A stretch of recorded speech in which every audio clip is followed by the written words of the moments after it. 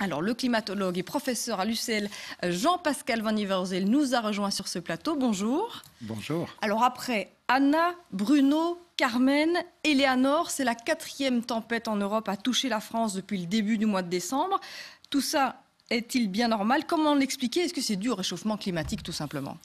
Non, c'est plus compliqué que ça. Disons qu'on aura toujours des hivers, même dans un climat qui se réchauffe, et avoir entre 3 et 5 tempêtes hivernales sur la France en hiver, c'est quelque chose de tout à fait normal. Mais ça ne veut pas dire que le climat ne se réchauffe pas. On a des températures très douces, avec des records de température qui ont été battus en France, aux Pays-Bas notamment. L'année 2017 fait partie des 3 années les plus chaudes depuis 150 ans, à l'échelle mondiale, en moyenne annuelle.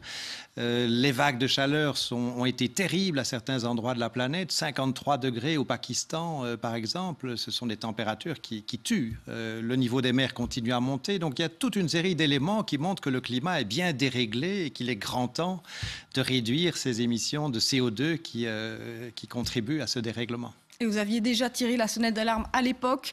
Un hiver particulièrement doux et pluvieux, c'est ce vers quoi on se dirige visiblement. Des hivers plus doux, des hivers davantage pluvieux chez nous et aussi des étés plus secs. Sont effectivement les tendances auxquelles on doit s'attendre si on continue à ne pas s'occuper sérieusement de réduire nos émissions. Alors la chaleur et l'humidité, c'est un cocktail redoutable qui alimente les cyclones. Et là aussi, l'année 2017 est vraiment remarquable avec 10 ouragans qui se sont succédés dans l'Atlantique entre août et octobre 2017, avec des effets dévastateurs, notamment dans les Antilles. Est-ce que là aussi, ce n'est pas une preuve du réchauffement climatique ?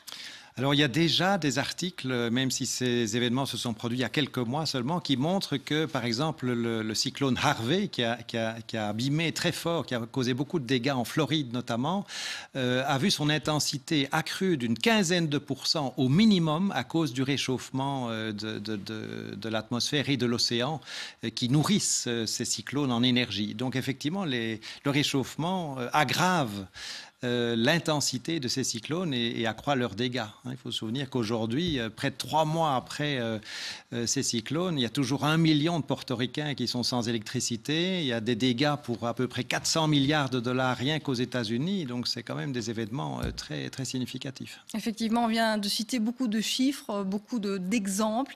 Est-ce que vous, personnellement, vous êtes confiant pour l'avenir ? Ça devient un peu difficile.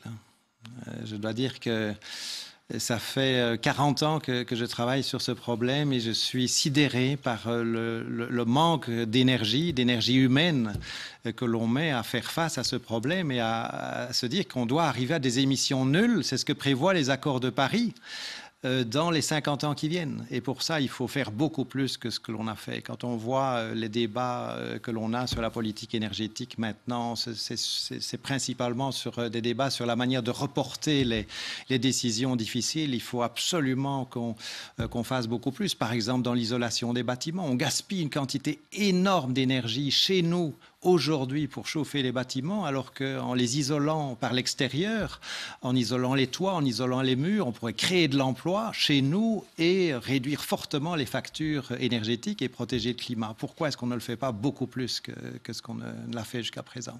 Merci beaucoup Jean-Pascal Van Nieuwerzel pour cette analyse en direct.